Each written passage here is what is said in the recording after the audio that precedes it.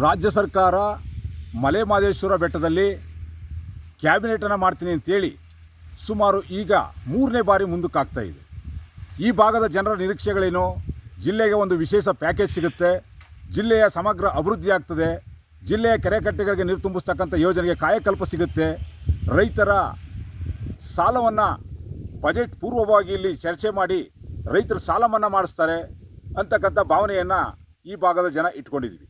ಆದರೆ ನಿರಾಶೆಯನ್ನು ಕೊಡ್ತಕ್ಕಂಥ ಸೂಚನೆಯ ಮುಖಾಂತರ ರಾಜ್ಯ ಸರ್ಕಾರ ಕ್ಯಾಬಿನೆಟನ್ನು ಮಾಡ್ತಕ್ಕಂಥದ್ದಲ್ಲಿ ಮುಂದಕ್ಕಾಗ್ತಾ ಇದೆ.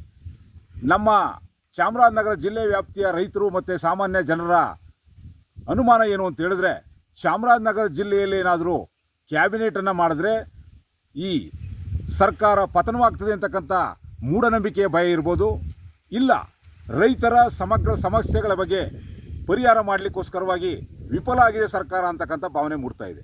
ಈ ಎರಡು ವಿಚಾರಗಳಲ್ಲಿ ರೈತರಿಗೆ ಮತ್ತು ಸಾರ್ವಜನಿಕರಲ್ಲಿ ಗೊಂದಲ ಆಗಿ ಚರ್ಚೆಯಾಗಿ ಈ ಕಾರಣಕ್ಕೋಸ್ಕರ ಕ್ಯಾಬಿನೆಟ್ ಮುಂದಕ್ಕೆ ಹೋಗ್ತದೆ ಅಂತಕ್ಕಂಥ ಭಾವನೆ ಮೂಡ್ತಾ ಇದೆ.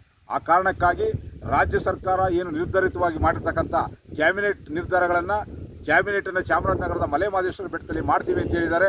ಅದನ್ನು ತಕ್ಷಣ ಮಾಡಬೇಕು. ಆ ಮೂಢನಂಬಿಕೆ ಆಗ್ಬೋದು, ರೈತರ ಸಮಸ್ಯೆಗಳನ್ನ ಬಗೆಹರಿಸ್ತಕ್ಕಂಥದ್ದಲ್ಲಿ ಕ್ರಮ ವಹಿಸ್ತಕ್ಕಂಥ ಕೆಲಸವನ್ನು ಮಾಡಬೇಕು. ಜಿಲ್ಲೆಗೆ ಸಮಗ್ರವಾದಂಥ ವಿಶೇಷ ಪ್ಯಾಕೇಜನ್ನು ಘೋಷಣೆ ಮಾಡಿ ಒಂದು ಕ್ಯಾಬಿನೆಟ್ ಮಾಡಿದ್ರೆ ಆ ಕ್ಯಾಬಿನೆಟ್ ಮುಖಾಂತರ ಜಿಲ್ಲೆಯ ಸಮಗ್ರ ಅಭಿವೃದ್ಧಿಗೆ ಪೂರಕವಾದಂಥ ವ್ಯವಸ್ಥೆಗಳನ್ನು ಕಲ್ಪಿಸ್ತಕ್ಕಂಥ ಕೆಲಸ ಮಾಡಬೇಕು ಅಂತೇಳಿ ರಾಜ್ಯ ಸರ್ಕಾರವನ್ನು ಈ ಮೂಲಕ ಒತ್ತಾಯ ಮಾಡ್ತೇನೆ.